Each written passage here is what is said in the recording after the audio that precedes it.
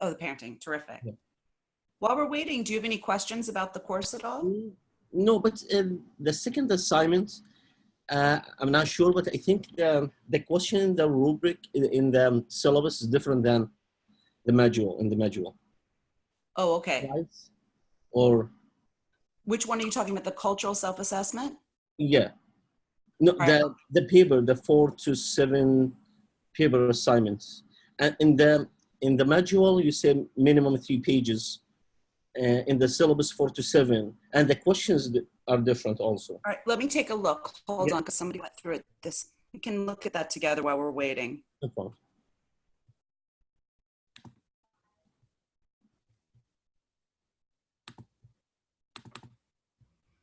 All right, can you see my screen? I went, wait, give me 1 second. Okay. Yes, yeah. Okay, so let me go into 626.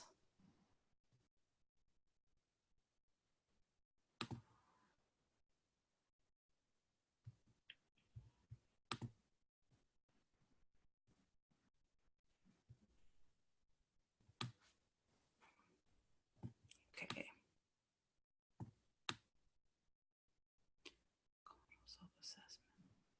So you're talking about the one here. Number 2, yeah. Yeah. This No, in module 3. That's This one? no, that's 3. Go to 2, yeah, to the assessment, yeah. Yeah, this one. Yeah, you see here 3 pages, but Yes. yeah, and you said is available until September 22nd, right? Yeah. Is not September 15th. It shuts down.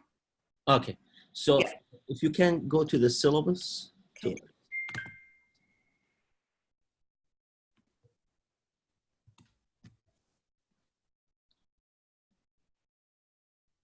And yeah, this, no. This? Yeah. That's assignment number 2. It's the cultural self-assessment found in module 3.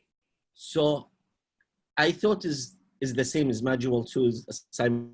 Oh, I understand why that would be confusing. Yeah, no, it's that the cultural self-assessment is in module 3. Oh, it's 3. Yep. Okay. So this is they're listed on all the syllabus as the major assignments. So it has to say module 2 if it corresponds. Assignment 2 means I think that there are 3 major assignments in this class, and this is the second major assignment. What the due for assignment 2 is September 22nd, the same module 2? No, so September 22nd, so that's module 3 that we're talking about. And it is due, let's go back here. The until date is not a due date. It just means that that's 2 weeks past the time it's due, and then it will shut down. You can't submit after that point. Okay, but the due date for module 2 is September 15th, not September. Exactly. See over here where it says September 15th? Yeah. That's when it's due. Yeah, okay. And then the major assignment is the cultural self-assessment, which is right here. And that one is due on September 22nd. Okay, I get it. Yeah, I know it is confusing. You're right. The way it's just that they've redone all of the canvas shells, and this is the way that they've all been stylized. But it is a little bit confusing there. Yeah, because I was looking for the rubric for the module 2. I didn't find it. There's no rubric. Okay, great. All right, I see we have some more people on here as well. Hi. Hi. How are you doing? I've never done this before. I'm like really, I don't know, I'm confused. You did it. Yeah, I hear it. So I've never done this before. So what is like this for? Like how many times a semester we're gonna do this? You don't need to do this. As I wrote, I kept sending out stuff saying you do not need to do this meeting. Okay. Just for people who didn't feel confident with how to do a Canvas shell. I had to do a Canvas video response. And so anytime we're doing a major assignment, I'll make this available. So like when we're doing midterms and stuff like that, I may say, yeah, that there's a meeting available. You can come online, ask questions. And this way you can see what the course shells look like. So I can walk you through the assignments as well. Sure. I have a lot of questions about the EdTPA stuff, like the Okay. lesson, yeah. So let's hold off on that first. The first thing I'm going to do is I'm going to walk through how to record on Canvas, and then I'll answer individual questions about the courses. I have two different courses represented here, 626 and 658. So I want to start out with something general, which is how to do the Canvas shells, and then I'll be happy to answer any individual questions people have. Okay, thank you. Okay, sure. So I'm going to share the screen, and I'm going to show you how to do a Canvas video. Excuse me, one question. I can leave anytime, right? Because it's not recorded. Yes, you can. Because And this is going to be posted. I should go work in 5 minutes, maybe 5 to 10 Not a minutes. problem. Okay, so when you're on a discussion board, you're going to see the entry to the discussion board in your module, and you're going to click it. Your view will look a little bit different because you're a student. When you come onto the view, you can, let me, sorry, you can't see this with this thing here. You know what, I'm going to have to go, all right. So let's say I want to respond to Erica. I'm going to press reply. And then I'm going to see all these things here on the discussion board. And in order to record a video, all I have to do is press this button right here. And when you put your mouse over it, the cursor over it, it's going to say record and upload media. So I'm going to click it. And then it's going to let me start recording. When I press recording, it's going to count me down.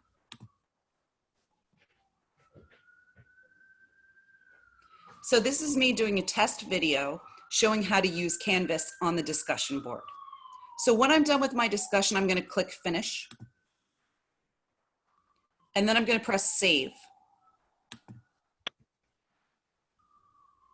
It may take a few minutes to load, just depending on how much you talk.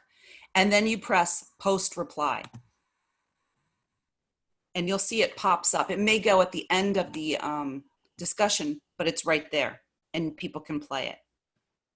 So that's really how it's done. It's not very hard. It's once you've done it a couple times, it'll be simple.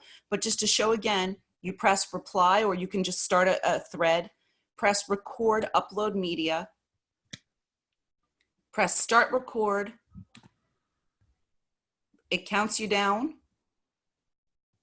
Press finish. Oh, that's a beautiful picture. Press save. And then post reply. So does anybody, I might have gone through that a little quickly. I'm happy to do it again, but just seeing that, does anybody have any questions about how to do that in Canvas? No? Okay, great.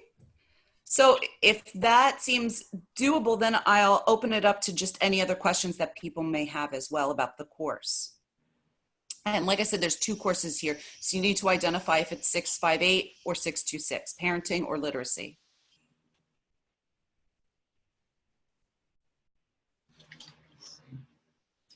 No one has individual questions? Lynette, I thought you had some questions. Yeah, wait, I'm trying to find my paper. Okay. I don't have it with me. I just had questions about the EdTPA. I've had to write a lesson before, and it's always too much. But like, I feel like if I'm gonna include everything, I don't know how to fit all that in 4 pages. Now, are you talking about, in relation to the course, you're talking about the EdTPA? For what? I'm sorry? What? Hello? Hi? Someone else started speaking? Nahed, did you have a question or something to say? Yeah, I'm sorry. I have to mute the audio. Oh, okay. All right. Lynette, when you were talking about the EdTPA, what are you saying it in relation to? Is it for the final in 658 or for the thing in 626, the lesson plan in 626? Oh, for the lesson plan. In which one? 626 or 658? In the parenting one. Okay. So let's share that for a minute. I have my syllabus right here. I'm sorry. Well, I'm going to take you to my screen so you can see it, okay? Right. All right. So let's go to 626. Let me just see if I'm in 626. Okay. Actually, I'm going to take it to the syllabus. Okay, so now what we're going to be doing in 626 is we're going to be using the culture that we study in our cultural self-assessment. And just to be clear, the cultural self-assessment is due in module 3.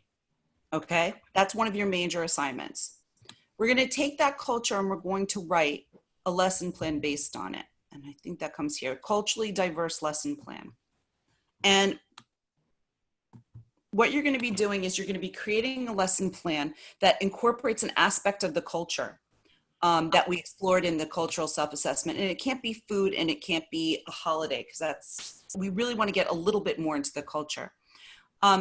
When you're talking about adding too much things, what you want to do is when you look at the lesson plan, let's see if we can get to lesson plan template. You want to make sure that you have a standard, and you want to make sure that you have a target for your lesson. And when you're doing the target for the lesson, you don't want it to be more than maybe 2 or 3 targets for the entire lesson. You can even pick 1. It doesn't have to be, you know, that's a big mistake that people make, is they make Yeah, too many. I did like 3 targets or 4, and like I was just going crazy. Like, yeah, that's a lot. You know, it's fine to even just have like 2 targets. Let's go here and see what they are. And it could be from anything like for preschool or for 2nd grade, right? Like any. Yeah, so it's got to be within the age groups that we're talking about within the class. Right. But you know, the central focus is you really want one big focus of it. So if I'm doing like red envelopes when I'm studying like China or something like that, you want to connect it to the learning standard. And you want to just be able to have something that's measurable. When you have a goal in mind for the lesson, so let's say by the end of the lesson, everyone should be able to fill 1 envelope with 1 good wish for someone else. That's something you can measure.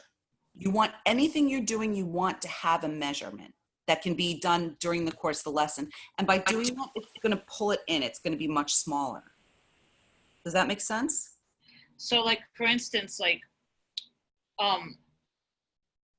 it can't be something like children will understand, or so, it can't be like that. It has to be something that proves that. Right. So if you say children will understand what red envelopes are, how are you going to measure that? Okay. All right. So you want something you can measure. You might be able to measure it by saying, you know, you have like something measurable, which is a rubric associated with it, where you say they will be able to answer 1 question about it. They will be able to turn to their friend and say the appropriate thing with the envelope. But you've got to think of 1 way, 1 really solid way to assess it. And that's going to tie into your assessments. So your assessments are over here, right? You're going to have an assessment strategy. So you're going to have your objective, how you understand that the child is going to be doing it, and how you're going to give feedback to help them grow. And that really has to tie in to what you're doing in terms of your goals and your objectives. Okay. Does that make sense? I know it's a lot sort of to think about. Yeah. It is. Yeah, but you know what it is? I feel like it's good that you're saying it could be 1 or 2 targets, because like I feel like I was too ambitious the first couple of times trying, and I'm like, you know, kind of like careful now. Yeah, I mean, simple is better. Okay. You know, this when you're simple and you can have like something that you can measure, it really helps tie it all together. You know, if you want them to, then you have behavioral goals in there, and you have, you know, literacy goals, and you can have more than 1, but it gets really big. And this is a short lesson. We're not doing a unit. We're doing a lesson. Okay. Okay. Really, the more you do this, the better you're going to be when it comes to the EdTPA. Right. That's why we have you do it over and over and over again in the classes. I got you. Okay. So yeah, those are just like my questions. Okay. Thank you. Excuse me, you talked about the EDTBA, the lesson plans in the EDTBA, right? Yes. Yeah, I think it's just 1 target. You should just include 1 target. Yeah, it's much easier. Yeah, because when I did it, I did just one target. And do you already finish the Ed TPA? Yeah, I got the result last week. I got 48. Oh, that's wonderful. Great. Nice. So I used one target. So use one target and one standard. Yeah, the simpler the better. And they're not going to judge you on how many targets you have in there. Yeah. So it's okay to just have one standard and one target? Like, Yeah. Yes. is that okay? As long as it's clear and measurable. You should include one standard. Right. It's one standard. Yeah, not more than one standard. You can't do more than one standard. Okay. Because in all these things, we're doing a lesson. We're not doing a huge unit. You know, Yeah. we really want to go for the lesson, and that's the difference. Okay. Yeah, 3 consistent lessons. 3 consistent lessons. Okay. Consecutive, yeah. Because the thing is, like, I feel, I don't know, like, I don't have, like, we've been asked to do units or like 3 lesson plans at a time. Yeah. I feel like, so this just has to be one standalone thing. That's it. Like, right? Whether or not you tie it in, I mean, tying in is important. When you start to think, I'm going to share again. I think this is a modified lesson plan, but usually it asks how you're going to further the activity. So here, the extension. And you want to think about how you would go on, but you're not going to go on. Okay. Okay. That this isn't, you know, the literacy one, that this is 626. What we're really looking for here, just to be completely transparent, is one of the things that I'm really going to be looking at is I'm going to be looking at, let's see if we can get to this, is this part as well. You know, community assets is going to play a really important role. And the family over here, community family outreach and communication. This is going to be a really important part of what you're doing here. This is really what we're concentrating on. Okay. So while the rest of the lesson will be graded, this is really where I'm going to be paying close attention. See, it's in red there and here. If I can say one thing, Professor, Yeah. that for people who didn't do the EDTBA yet, they change in August. They change the handbook, so Yeah. be careful. Yeah, don't use the old handbook. They change it. Oh boy. Yeah. Change it all the time. Thank you. No problem. Yeah, great. Are there any other questions I can answer? So far. Okay, well, so I'm going to have, like I said, I'm going to try to hold a few more of these during the times that major assignments are due.